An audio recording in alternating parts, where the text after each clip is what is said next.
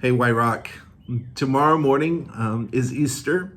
And of course, it is an opportunity for us to proclaim the good news that Jesus Christ is risen from the dead, that the violence and the powers that be were no match for God's love and grace in the world. It is a powerful Sunday, and it is the bedrock of our faith. And as we kind of sit in this liminal space between Good Friday and Easter morning, I am reminded that we continue to sit in the midst of our own uncertainty and anxiety. You know, typically we'd be getting ready for a big celebration in the sanctuary. We would have Easter lilies everywhere. We would have brass. It would be a big production, and it would be an awesome opportunity for us to gather together in the flesh and proclaim this good news to one another.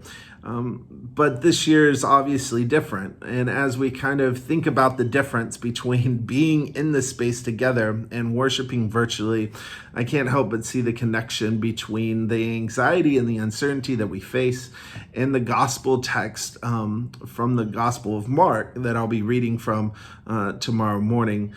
At the end of the Gospel of Mark, we have the resurrection account of Jesus. And in fact, I'll say more about this in my sermon, but that text ends rather abruptly.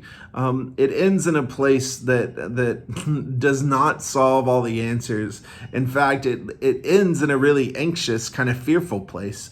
And as we kind of sit in the midst of this global pandemic, I can't help but see the connections that we're experiencing right now, and how those followers of Jesus must have felt as the stone was rolled away and the tomb was empty.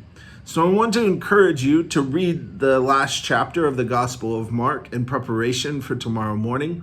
And I want you to really pay attention to how you're feeling right now and the experiences that we're having right now in the world, and how that may connect us to this unique opportunity to hear the Easter message proclaimed in a different way.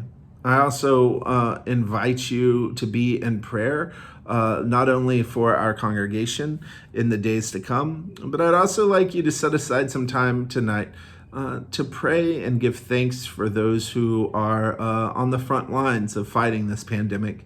May we be reminded that there is indeed folks working tirelessly to ensure that life continues. And so as we move into this space of good news and proclamation that Christ is risen, I hope and pray that you find some space between now and Easter morning to reflect and to give thanks to God, even in the midst of this pandemic. So there are two worshiping opportunities for you. There is a 7 a.m. sunrise service. We'll be broadcasting live on our Facebook page. And then we'll also broadcast live our Easter worship from the sanctuary at 10:50 a.m. also on our Facebook page. So I hope you will take advantage of one or both of those services.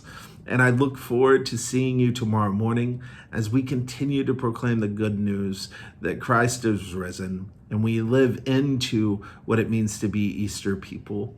I'll see you in a few hours, and take care. And I look forward to celebrating with you tomorrow morning. Bye.